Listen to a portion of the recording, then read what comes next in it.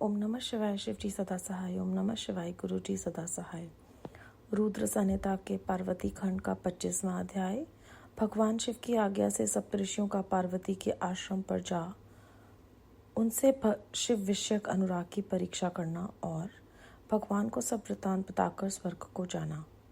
ब्रह्मा जी कहते हैं, देवताओं के अपने आश्रम पर चले जाने पर पार्वती के तप की परीक्षा के लिए भगवान शिव समाधिस्थ हो गए।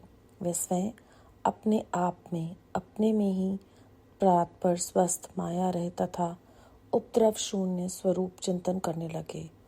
उस ध्येय वस्तु के रूप में साक्षात भगवान महेश्वर ही विराजमान है। उनकी गति का किसी को ज्ञान नहीं होता। वे भगवान वृषध्वज ही सबके सृष्टा परमेश्वर हैं। तात उन दिनों पार्वती देवी बड़ी भारी तपस्या कर रही थी। उस तपस्या से रुद्रदेव भी बड़े विस्मय में पड़ गए। भक्ताधीन होने के कारण ही वे समाधि से विचलित हो गए और किसी कारण नहीं। तदनंतर सृष्टिकर्ता हर ने विशिष्ट आदि सप्तऋषियों का स्मरण किया। उनके स्मरण करते ही वे सातों ऋषि शीघ्र ही वहां आ पहुंचे। उनके मुख पर प्रसन्नता छा रही थी तथा वे सबके सब अपने सौभाग्य की अधिक सराहना करते थे। उन्हें आया देख भगवान शिव के नेत्र प्रसन्नता से प्रफुल्ल कमल के समान खिल उठे और वे हंसते हुए बोले, तात सप्तऋषियों, तुम सब लोग मेरे हितकारी तथा संपूर्ण वस्तुओं के ज्ञान में निपुण हो। अतः शीघ्र ही मेरी बात सुनो। गिरिजा कुमारी देवेश्वरी पार्वती इस समय सुस्थिर चित हो गौरी शंकर नामक पर्वत पर तपस्या कर रही हैं। मुझे पति रूप में प्राप्त करना ही उनकी तपस्या का उद्देश्य है। द्विजो, इस समय केवल सखियां उनकी सेवा में हैं। मेरे सिवा दूसरी समस्त कामनाओं का परित्याग करके वे एक उत्तम निश्चय पर पहुंच चुकी हैं। मुनिवरों, तुम सब लोग मेरी आज्ञा से वहां जाओ और प्रेम पूर्ण हृदय से उनकी दृढ़ता की परीक्षा करो। वहां तुम्हें सर्वथा छलयुक्त बातें कहनी चाहिए। उत्तम व्रतधारी मनुष्यों, मेरी आज्ञा से ऐसा करना है, इसीलिए तुम्हें संशय नहीं करना चाहिए। भगवान शिव की आज्ञा पाकर वे सातों ऋषि तुरंत ही स्थान पर जा पहुंचे जहाँ दीप्तिमती जगन माता पार्वती विराजमान थी।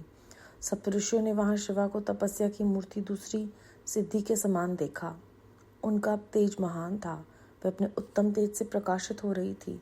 उन उत्तम वरधारी सप्तऋषियों ने उन्हें मन ही मन प्रणाम किया और उनके द्वारा विशेषतः पूजित हो वह मस्तक झुकाकर इस प्रकार बोले। ऋषियों ने कहा, देवी गिरिराज नंदिनी, हमारी ये बात सुनो। हम जानना चाहते हैं कि तुम किस लिए तपस्या करती हो तथा इसके द्वारा किस देवता को और किस फल को पाना चाहती हो। उन द्विजों के इस प्रकार पूछने पर गिरिराज कुमारी देवी शिवा ने उनके सामने अत्यंत गोपनीय होने पर भी सच्ची बात बताई। पार्वती बोली, मुनीश्वरों, आप लोग प्रसन्नता पूर्वक हृदय से मेरी बात सुने। मैंने अपनी बुद्धि से जिसका चिंतन किया है, अपना वह विचार मैं आपके सामने रखती हूँ। आप लोग मेरी असंभव बातें सुनकर मेरा उपहास करेंगे, इसीलिए उन्हें कहने में संकोच ही होता है। तथापि कहती हूँ, क्या करूँ। मेरा ये मन अत्यंत दृढ़तापूर्वक एक उत्कृष्ट कर्म के अनुष्ठान में लगा है और ऐसा करने के लिए विवश हो गया। यह पानी के ऊपर बहुत बड़ी और ऊंची दीवार खड़ी करना चाहता है। देव ऋषि का उपदेश पाकर मैं भगवान रुद्र मेरे पति हूँ, इस मनोरथ को मन में लिए अत्यंत कठोर तप कर रही हूँ। मेरा मन रूपी पक्षी बिना पांख के ही हठपूर्वक आकाश में उड़ रहा है।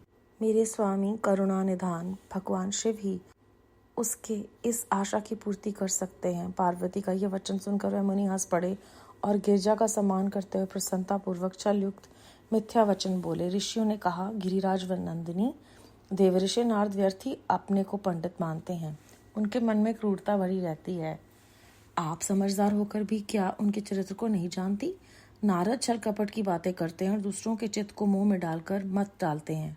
उनकी बातें सुनने से सर्वथा हानि ही होती है। ब्रह्मपुत्र दक्ष के पुत्रों को नारद जी ने जो छल पूर्वक उपदेश दिया, उसका फल ये हुआ कि वे सब के सब अपने पिता के घर लौटकर ना आ सके। यही हाल उन्होंने दक्ष के दूसरे पुत्र का भी किया। वे भी उनके चक्कर में आकर भिखारी बन गए। विद्याधर चित्रकेतु को इन्होंने ऐसा उपदेश दिया कि उसका घर ही उजड़ गया। प्रहलाद को अपना चेला बनाकर उन्होंने हिरण्याकश्यप से बड़े बड़े दुख दिलवाए। ये सदा दूसरों की ही बुद्धि में भेद पैदा किया करते हैं। नारद मुनि कानों को पसंद आने वाली अपनी विद्या जिसको सुना देते हैं वही अपना घर छोड़कर तत्काल भीख मांगने लगता है। उनका मन मलिन है, केवल शरीर ही सदा उज्जवल दिखाई देता है। हम उन्हें विशेष रूप से जानते हैं क्योंकि उनके साथ रहते हैं। उनका उपदेश पाकर बड़े बड़े विद्वानों द्वारा सम्मानित होने वाली तुम भी व्यर्थ ही भुलावे में आ गई और मूर्ख बनकर दुष्कर तपस्या करने लगी। बाले, तुम जिनके लिए ये भारी तपस्या करती हो वे रुद्र सदा उदासीन, निर्विकार तथा काम के शत्रु हैं, इसमें संशय नहीं है। वे अमांगिक वस्तुओं से युक्त शरीर धारण करते हैं, लज्जा को तिलांजलि दे चुके हैं। उनका ना कहीं घर है, न द्वार है, न किसी कुल में उत्पन्न हुए, इसका भी किसी को पता नहीं है। कुत्सित वेश धारण किए भूतों तथा प्रेतों आदि के साथ रहते हैं और नंग धड़ंग हो शूल धारण किए घूमते हैं। धूर्त नारद ने अपनी माया से तुम्हारे सारे विज्ञान को नष्ट कर दिया, युक्ति से तुम्हें मोह लिया और तुमसे तप करवाया। देवेश्वरी गिरिजा नंदिनी, तुम ही विचार करो कि ऐसे वर को पाकर तुम्हें क्या सुख मिलेगा। पहले रुद्र ने बुद्धि से खूब सोच विचार कर साध्वी सती से विवाह किया, परंतु वे ऐसे मूढ़ हैं कि कुछ दिन भी उनके साथ निभा न सके। उस बेचारी को वैसे ही दोष देकर उन्होंने त्याग दिया और स्वयं स्वतंत्र हो अपने निष्कल और शोकरहित स्वरूप का ध्यान करते हुए उसी में सुखपूर्वक रम गए। देवे, जो सदा अकेले रहने वाले, शांत, संगरहित और अद्वितीय हैं, उनके साथ किसी स्त्री का निर्वाह कैसे होगा। आज भी कुछ नहीं बिगड़ा, तुम हमारी आज्ञा मानकर घर लौट चलो और इस दुर्बुद्धि को त्याग दो। महाभाग्य, इससे तुम्हारा भला होगा। तुम्हारे योग्य वर हैं भगवान विष्णु, जो समस्त सद्गुणों से युक्त हैं। वे वैकुंठ में रहते हैं, लक्ष्मी के स्वामी हैं और नाना प्रकार की क्रीड़ाएं करने में कुशल हैं। उनके साथ हम तुम्हारा विवाह करा देंगे और वह विवाह तुम्हारे लिए समस्त सुखों को देने वाला होगा। पार्वती, तुम्हारा जो रुद्र के साथ विवाह करने का हठ है, ऐसे हठ को छोड़ दो और सुखी हो जाओ। ब्रह्मा जी कहते हैं, नारद, उनकी ऐसी बात सुनकर जगदम्बिका पार्वती हंस पड़ी और पुनः उन ज्ञान विशारद मुनियों से बोली। पार्वती ने कहा, मुनीश्वरों, आपने अपनी समझ से ठीक ही कहा, परंतु द्विजो, मेरा हठ भी छूटने वाला नहीं।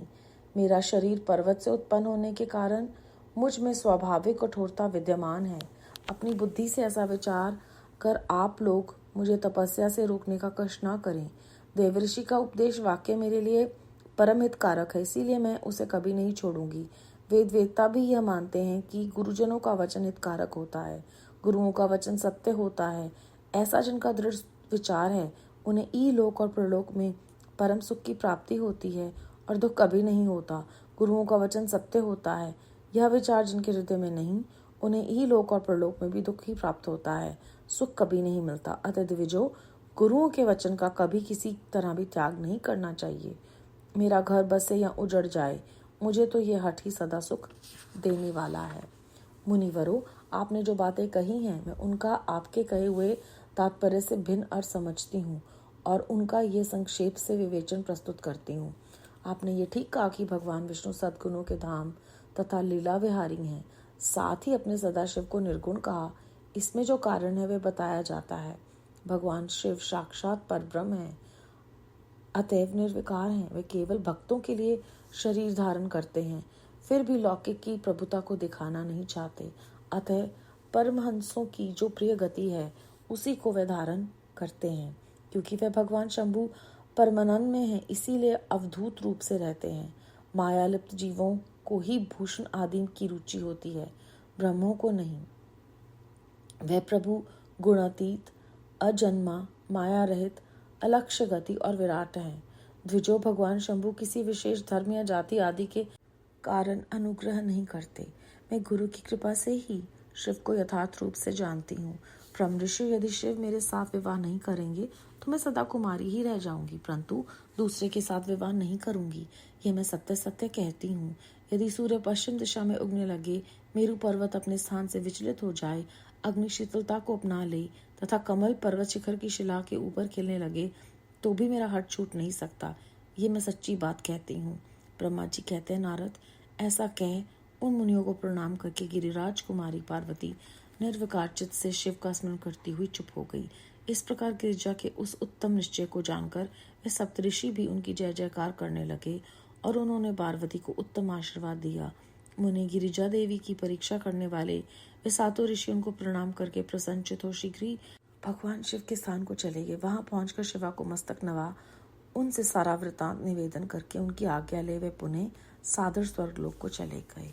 अध्याय 25 समाप्त। इस अध्याय में हमने जाना कि महेश्वर की गति को कोई नहीं समझ सकता। वो हमारी परीक्षा लेकर ये जानना चाहते हैं कि हमारी उनमें कितनी आस्था है। तो वो सप्तऋषियों को पार्वती जी के पास भेजते हैं और कहते हैं कि आप मेरी आज्ञा से जाएं और पार्वती देवी की परीक्षा लें, और कहते हैं कि प्रेम पूर्वक आपको ये परीक्षा लेनी है और मेरे ही आदेश पर छल पूर्वक बातें कहनी है। तो पार्वती जी से जब उनका वार्तालाप होता है, वो अपनी तरफ से पूरी कोशिश करते हैं कि वो पार्वती जी को मना लें, समझा लें, लेकिन पार्वती जी उनको जवाब देती हैं कि नहीं, मेरी जो तपस्या है ये एक दृढ़ निश्चय से है और नारद जी जो हैं वो मेरे गुरु हैं। और वो कहती हैं गुरुओं का वचन हमेशा हितकारक होता है, सत्य होता है। जो ये नहीं समझते वो यहाँ पर भी और प्रलोक में भी दुखी पाते हैं। अगर हमें इस जीवन को, अपने जीवन को सार्थक बनाना है तो हमें हमेशा गुरु के वचन का पालन करना चाहिए। कितनी गहरी बात है। और फिर उन्होंने बताया कि शिवजी महाराज जो हैं वो भक्तों के लिए शरीर धारण करते हैं। वो लौकिक प्रभुता नहीं दिखाना चाहते। केवल और केवल जिनको उनमें श्रद्धा है उन्हीं को उनका रूप दिखता है। जो माया में लिप्त हैं वो तो बाहर की चमक दमक से ही आकर्षित होते हैं। इसलिए शिवजी भगवान इसी रूप में हैं। उसके अलावा वो बहुत गहरी बात कहती हैं कि वो किसी भी विशेष धर्म या जाति के कारण अनुग्रह नहीं करते। और फिर से वो गुरु की जो है महिमा का बयान करती हैं। वो कहती हैं कि मैं गुरु की कृपा से शिवजी के यथार्थ रूप को जान गई हूँ और इसलिए अगर वो मेरे से विवाह नहीं करेंगे तो मैं कुंवारी ही रहूँगी। हम बहुत ही भाग्यशाली हैं कि हमें ये सब कुछ सुनने को और समझने को मिल रहा है हमारे गुरुजी की कृपा से, जिन्होंने हमारा मार्गदर्शन किया है कि श्री शिव पुराण का पठन और श्रवण जो है वो हमारे जीवन के लिए मार्गदर्शक बन सकता है। हर अध्याय में इतनी गहरी बातें छुपी हैं, कुछ तो हमें समझ भी नहीं आती हैं। जैसे जैसे उनकी कृपा होती है वैसे वैसे वो हमें समझा रहे हैं। कोटि कोटि शुक्राना गुरुजी महाराज आपका। ओम नमः शिवाय। शिवजी सदा सहाय।